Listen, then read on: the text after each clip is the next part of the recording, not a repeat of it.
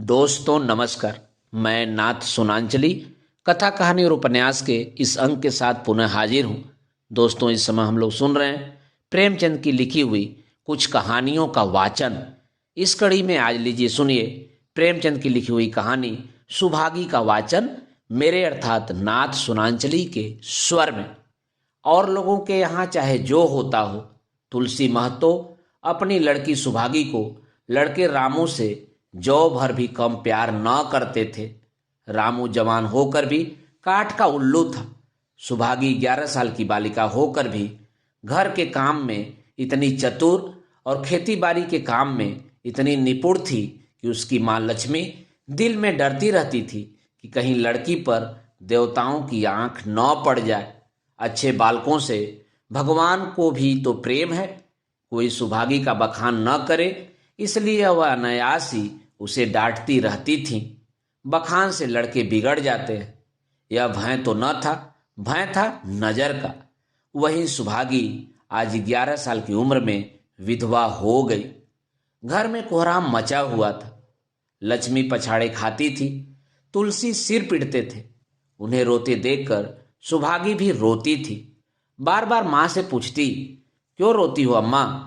मैं तुम्हें छोड़कर कहीं न जाऊंगी, तुम क्यों रोती हो? उसकी भोली बातें सुनकर माता का दिल और भी फटा जाता था। वह सोचती थी कि ईश्वर तुम्हारी यही लीला है, जो खेल खेलते हो वह दूसरों को दुख देकर। ऐसा तो पागल करते हैं।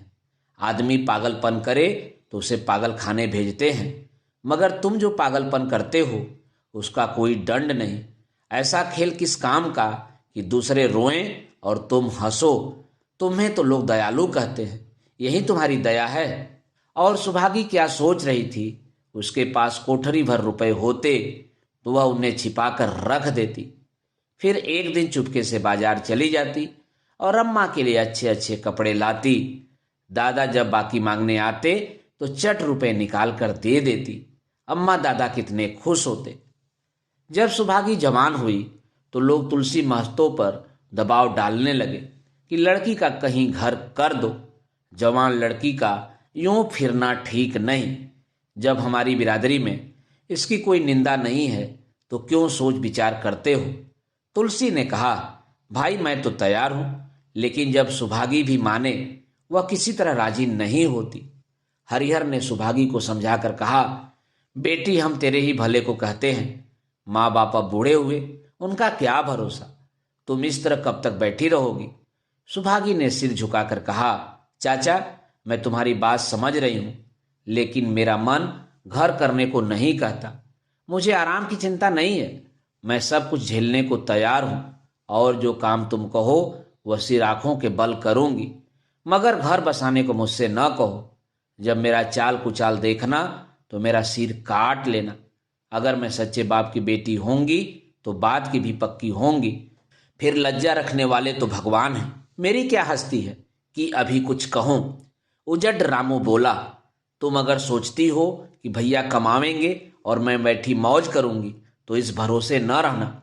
यहाँ किसी ने जन्म भर का ठेका नहीं लिया है। रामू की दुल्हन रामू से भी 2 अंगुल ऊंची थी। मटक कर बोली, हमने किसी का कर्ज थोड़े ही खाया कि जन्म भर बैठा भरा करें। यहाँ तो खाने को भी महीन चाहिए, पहनने को भी महीन चाहिए। यह हमारे बूते की बात नहीं। सुभागी ने गर्व से भरे हुए स्वर में कहा, भाभी मैंने तुम्हारा आसरा कभी नहीं किया और भगवान ने चाहा तो कभी करूंगी भी नहीं। तुम अपनी देखो, मेरी चिंता न करो। रामू की दुल्हन को जब मालूम हो गया कि सुभागी घर न करेगी तो और भी उसके सिर हो गई।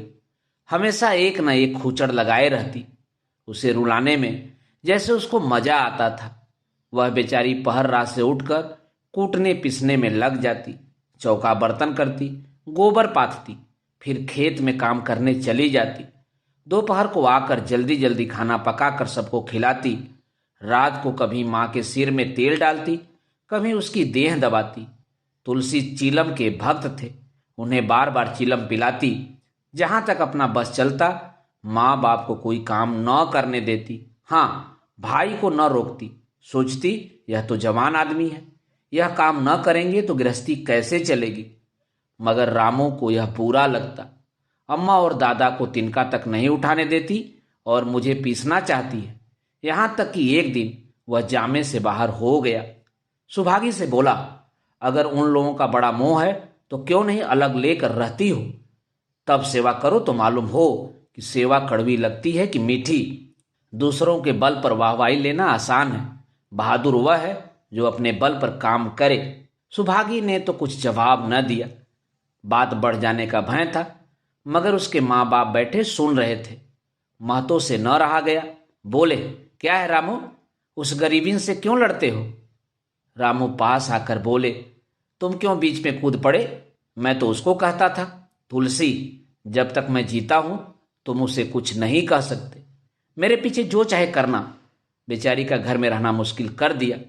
रामू, आपको बेटी बहुत प्यारी है तो उसे गले बांध कर रखिए, मुझसे तो नहीं सहा जाता। तुलसी, अच्छी बात है, अगर तुम्हारी यही मर्जी है तो यही होगा। मैं कल गांव के आदमियों को बुलवा कर बंटवारा कर दूंगा। तुम चाहे छूट जाओ, सुभागी नहीं छूट सकती। रात को तुलसी लेटे तो वह पुरानी बात याद आई, जब रामू के जन्मोत्सव में उन्होंने रुपए कर्ज लेकर जलसा किया था और सुभागी पैदा हुई तो घर में रुपए रहते हुए भी उन्होंने एक कौड़ी न खर्च की। पुत्र को रत्न समझा था, पुत्री को पूर्व जन्म के पापों का दंड। वह रत्न कितना कठोर निकला और यह दंड कितना मंगलमय। दूसरे दिन महतो ने गांव के आदमियों को जमा करके कहा, पंचों, अब रामू का और मेरा एक में निवाह नहीं होता। मैं चाहता हूं कि तुम लोग इंसाफ से जो कुछ मुझे दे दो वह लेकर अलग हो जाऊं। रात दिन की किचकिच अच्छी नहीं। गांव के मुख्तार बाबू सज्जन सिंह बड़े सज्जन पुरुष थे। उन्होंने रामू को बुलाकर पूछा, क्यों जी, तुम अपने बाप से अलग रहना चाहते हो? तुम्हें शर्म नहीं आती कि औरत के कहने से माँ बाप को अलग किए देते हो? राम राम। रामू ने ढिठाई के साथ कहा, जब एक में गुजर न हो तो अलग हो जाना ही अच्छा है। सज्जन सिंह, तुमको एक में क्या कष्ट होता है? रामू, एक बात हो तो बताऊं। सज्जन सिंह, कुछ तो बतलाओ। रामू, साहब, एक में मेरा इनके साथ निबाह न होगा, बस मैं और कुछ नहीं जानता। यह कहता हुआ रामू वहां से चलता बना। तुलसी, देख लिया आप लोगों ने इसका मिजाज। आप चाहें 4 हिस्से में 3 हिस्से उसे दे दें, पर अब मैं इस दुष्ट के साथ न रहूंगा। भगवान ने बेटी को दुख दे दिया, नहीं मुझे खेती बाड़ी लेकर क्या करना था? जहां रहता वहीं कमाता, वहीं खाता। भगवान ऐसा बेटा साथ में बैरी को भी न दे। लड़के से लड़की भली जो कुलवंती हो। सहसा सुभागी आकर बोली, दादा, यह सब बाट बखरा मेरे ही कारण तो हो रहा है। मुझे क्यों नहीं अलग कर देते? मैं मेहनत मजूरी करके अपना पेट पाल लूंगी। अपने से जो कुछ बन पड़ेगा तुम्हारी सेवा करती रहूंगी, पर रहूंगी अलग। यूं घर का वारा बाट होते मुझसे नहीं देखा जाता। मैं अपने माथे यह कलंक नहीं लेना चाहती। तुलसी ने कहा, बेटी, हम तुझे न छोड़ेंगे, चाहे संसार छूट जाए। रामू का मैं मुंह नहीं देखना चाहता, उसके साथ रहना तो दूर रहा। रामू की दुल्हन बोली, तुम किसी का मुंह नहीं देखना चाहते तो हम भी तुम्हारी पूजा करने को व्याकुल नहीं हैं। महतो दांत पीसते हुए उठे कि बहू को मारें, मगर लोगों ने पकड़ लिया। बंटवारा होते ही महतो और लक्ष्मी को मानो पेंशन मिल गई। पहले तो दोनों सारे दिन सुभागी के मना करने पर भी कुछ न कुछ करते ही रहते थे, पर अब उन्हें पूरा विश्राम था। पहले दोनों दूध घी को तरसते थे, अब सुभागी ने कुछ पैसे बचाकर एक भैंस ले ली। बूढ़े आदमियों की जान तो उनका भोजन है, अच्छा भोजन न मिले तो वे किसके आधार पर रहें? चौधरी ने बहुत विरोध किया, कहते, घर का काम यूं ही क्या कम है कि तू एक नया झंझट पाल रही है? सुभागी उन्हें बहलाने के लिए कहती, दादा, मुझे दूध के बिना खाना अच्छा नहीं लगता। लक्ष्मी ने हंसकर कहा, बेटी, तू झूठ कब से बोलने लगी? कभी दूध हाथ से तो छूती नहीं, खाने की कौन कहे? सारा दूध हम लोगों के पेट में ठूस देती हो। गांव में जहां देखो सबके मुंह से सुभागी की तारीफ। लड़की नहीं देवी है, 2 मर्दों का काम करती है, उस पर भी माँ बाप की सेवा भी किए जाती है। सज्जन सिंह तो कहते यह उस जन्म की देवी है, मगर शायद महतो को यह सुख बहुत दिन तक भोगना न लिखा था। 7-8 दिन से महतो को जोर का ज्वर चढ़ा हुआ था। देह पर कपड़े का तार भी नहीं रहने देते। लक्ष्मी पास बैठी रो रही थी। सुभागी पानी लिए खड़ी है। अभी एक क्षण पहले महतो ने पानी मांगा था, पर जब तक वह पानी लावे उनका जी डूब गया और हाथ पांव ठंडे हो गए।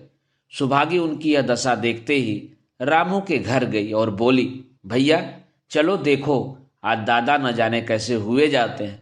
7 दिन से ज्वर नहीं उतरा। रामू ने चारपाई पर लेटे लेटे कहा, तो क्या मैं डॉक्टर हकीम हूं कि देखने चलूं? जब तक अच्छे थे तब तक तो तुम उनके गले का हार बनी हुई थी, अब जब मरने लगे तो मुझे बुलाने आई हो। उसी वक्त उसकी दुल्हन अंदर से निकल आई और सुभागी से पूछा, दादा को क्या हुआ दीदी? सुभागी के पहले रामू बोल उठा, हुआ क्या है? अभी कोई मरे थोड़े ही जाते हैं। सुभागी ने फिर उससे कुछ न कहा, सीधे सज्जन सिंह के पास गई। उसके जाने के बाद रामू हंसकर स्त्री से बोला, त्रिया चरित्र इसी को कहते हैं। स्त्री, इसमें त्रिया चरित्र की कौन सी बात है? चले क्यों नहीं जाते? रामू, मैं नहीं जाने का। जैसे उसे लेकर अलग हुए थे वैसे उसे लेकर रहें। मर भी जाएं तो न जाऊं। स्त्री, मर जाएंगे तो आग देने तो जाओगे, तब कहाँ भागोगे? रामू, कभी नहीं। सब कुछ उनकी प्यारी सुभागी कर लेगी। स्त्री, तुम्हारे रहते वह क्यों करने लगी? रामू, जैसे मेरे रहते उसे लेकर अलग हुए, और कैसे? स्त्री, नहीं जी, यह अच्छी बात नहीं है। चलो देख, हमें कुछ भी हो बाप ही तो हैं, फिर गांव में कौन मुंह दिखाओगे? रामू, चुप रहो, मुझे उपदेश मत दो। उधर बाबू साहब ने जो ही महतो की हालत सुनी तुरंत सुभागी के साथ भागे चले आए। यहाँ पहुंचे तो महतो की दशा और खराब हो चुकी थी। नाड़ी देखी तो बहुत धीमी थी। समझ गए कि जिंदगी के दिन पूरे हो गए। मौत का आतंक छाया हुआ था। सजल नेत्र होकर बोले, महतो भाई कैसा जी है? महतो जैसे नींद से जाग कर बोले, बहुत अच्छा है भैया, अब तो चलने की बेला है। सुभागी के पिता अब तुम ही हो, उसे तुम ही को सौंपे जाता हूं। सज्जन सिंह ने रोते हुए कहा, भैया महतो घबराओ मत, भगवान ने चाहा तो तुम अच्छे हो जाओगे। सुभागी को तो मैंने हमेशा अपनी बेटी समझा है और जब तक जीऊंगा ऐसा ही समझता रहूंगा। तुम निश्चिंत रहो, मेरे रहते सुभागी या लक्ष्मी को कोई तिरछी आंख से न देख सकेगा, और कुछ इच्छा हो तो वह भी कह दो। महतो ने विनीत नेत्रों से देखकर कहा, और कुछ नहीं कहूंगा भैया, भगवान तुम्हें सदा सुखी रखे। सज्जन सिंह, रामू को बुलाकर लाता हूं, उससे जो भूल चूक हुई उसे क्षमा कर दो। महतो, नहीं भैया, उस पापी हत्यारे का मुंह मैं नहीं देखना चाहता। इसके बाद गोदान की तैयारी होने लगी। रामू को घर भर ने समझाया, पर वह अंत्येष्टि करने पर राजी न हुआ। कहा, जिस पिता ने मरते समय मेरा मुंह देखना स्वीकार न किया वह मेरा न पिता है न मैं उसका पुत्र हूं। लक्ष्मी ने दाह क्रिया की। इन थोड़े दिनों में सुभागी ने न जाने कैसे रुपया जमा कर लिए थे कि जब तेरही का सामान आने लगा तो गांव वालों की आंखें खोल गईं। बर्तन, कपड़े, घी, शक्कर, सभी सामान इफरात से जमा हो गए। रामू देख देख जलता था और सुभागी उसे जलाने के लिए सबको यह सामान दिखाती थी। लक्ष्मी ने कहा, बेटी घर देखकर खर्च करो, अब कोई कमाने वाला नहीं बैठा है, आप ही कुआं खोदना और पानी पीना है। सुभागी बोली, बाबूजी का काम तो धूमधाम से ही होगा अम्मा, चाहे घर रहे या जाए। बाबूजी फिर थोड़े ही आवेंगे। मैं भैया को दिखा देना चाहती हूँ कि अबला क्या कर सकती है। वह समझते होंगे इन दोनों के किए कुछ न होगा, उनका यह घमंड तोड़ दूंगी। लक्ष्मी चुप हो रही। तेरही के दिन 8 गांव के ब्राह्मणों का भोज हुआ। चारों तरफ वाह वाही मच गई। पिछले पहर का समय था। लोग भोजन करके चले गए थे। लक्ष्मी थक कर सो गई थी।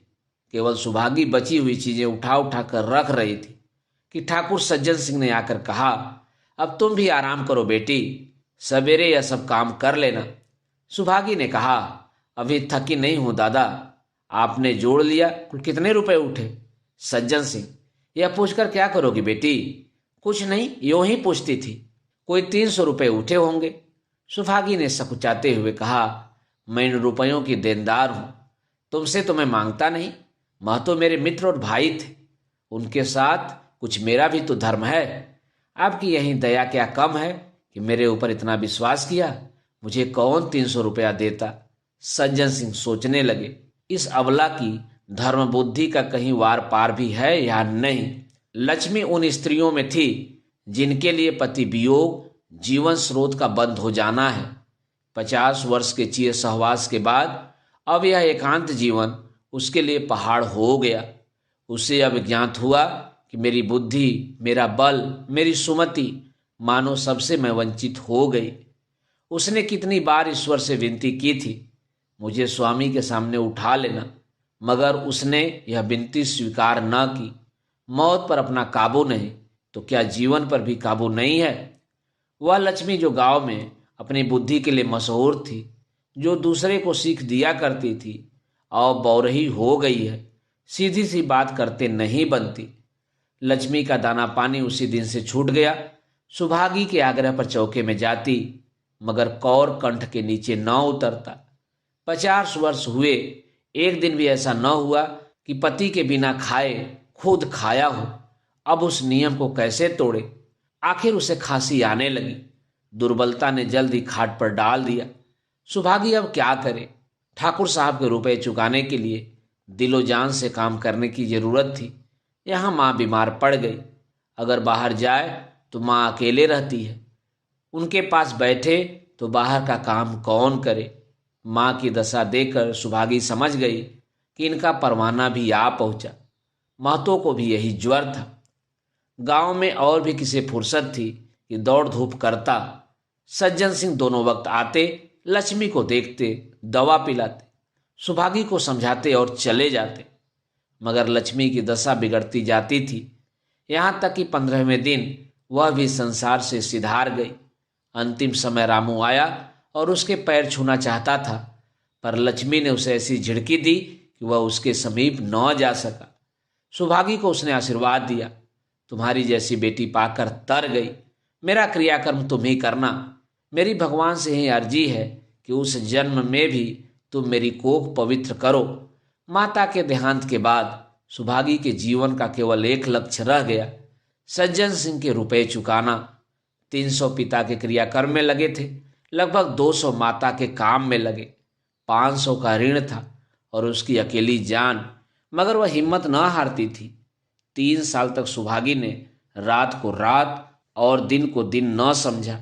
उसकी कार्यशक्ति और पौरुष देखकर लोग दांतों तले उंगली दबाते थे। दिन भर खेती बाड़ी का काम करने के बाद वह रात को 4-4 पसेरी आटा पीस डालती। 30वें दिन 15 रुपये लेकर वह सज्जन सिंह के पास पहुंच जाती। इसमें कभी नागा न पड़ता।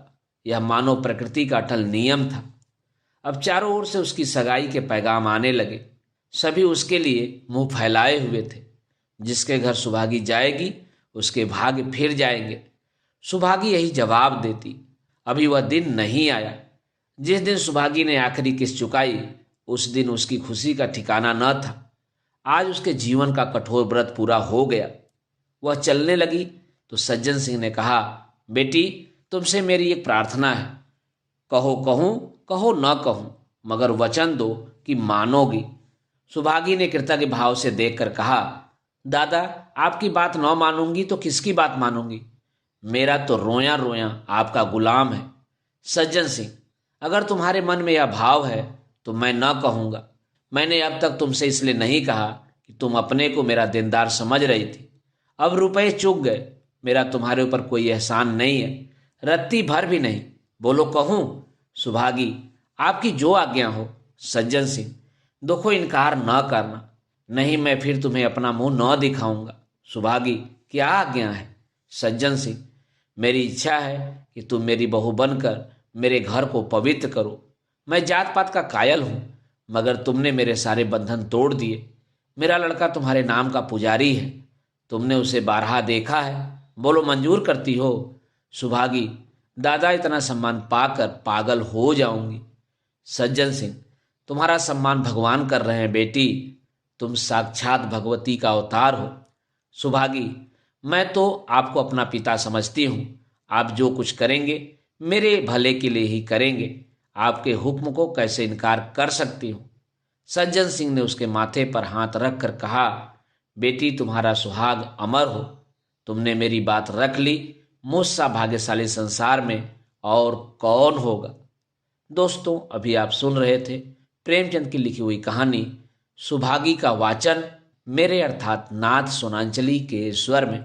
दोस्तों, यह कहानी कैसी लगी अपनी प्रतिक्रिया कमेंट बॉक्स में अवश्य दीजिएगा।